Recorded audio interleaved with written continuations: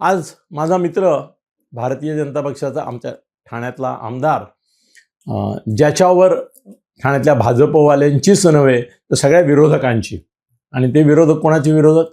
एकनाथ शिंदेचे विरोधक, त्या सगळ्यांची मदार आहे असे आमदार संजय केळकर यांचा आज वाढदिवस आहे. त्याचा वाढदिवस आहे.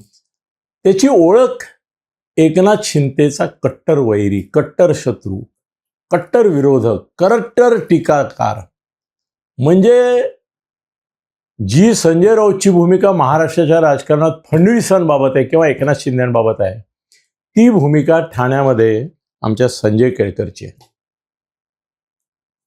हा धून लागलाय तो एकनाथ शिंदेच्या मागे.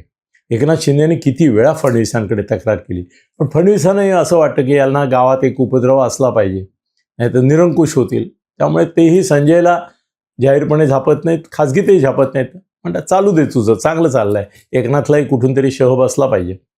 त्यामुळे संजय केळकर यांचं अभिनंदन, पण हे भांडण ते काय मिटवतील असं वाटत नाही.